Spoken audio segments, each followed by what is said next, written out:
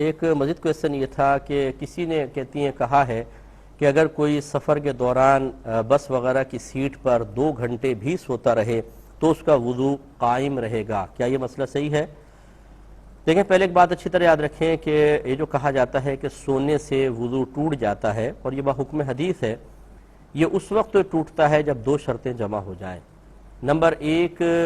جیسے ہم بیٹھے نا، اس کو جو بیٹھنے کا ہمارا جگہ ہوتی ہے اس کو کہتے ہیں مقعد، بیٹھنے کی جگہ، تو یہ ٹکی ہوئی نہ ہو زمین پر، پہلی بات یہ۔ جیسے آپ کروٹ کے بل لیٹے ہیں تو دیکھیں مقعد اٹھی ہوئی ہے۔ دوسرا یہ کہ وہ حالت ایسی نہیں ہونی چاہیے جو نیند کو روک رہی ہو۔ جیسے آپ کھڑے کھڑے سو جائیں تو کھڑے کھڑے کبھی گہری نیند نہیں آئے گی، بلکہ کیونکہ آپ جھونکے لے رہے ہیں کھڑے ہونے کی وجہ سے، تو یہ نیند کو روکے گی۔ لیکن اگر آپ چت لیٹے ہوئے ہیں یا کروٹ کے بل زمین پہ لیٹے ہوئے ہیں، کیا یہ حالت نیند کو روکے گی؟ نہیں روکے گی۔ تو جب یہ 2 شرطیں جمع ہو جائیں کہ مقعد جمی ہوئی نہ ہو اور حالت ایسی ہو جو نیند کو روک نہ رہی ہو، جیسی یہ جمع ہوں گی وضو ٹوٹ جائے گا۔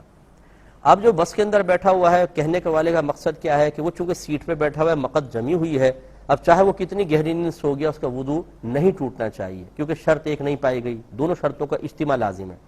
لیکن یاد رکھیں فقہا نے یہاں پہ ایک مسئلہ مزید یہ بیان فرمایا کہ اگر کوئی مقعد جمی بھی ہے اور اتنی گہری نیند سو جائے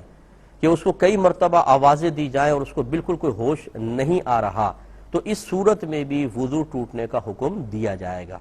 کیونکہ مقعد کے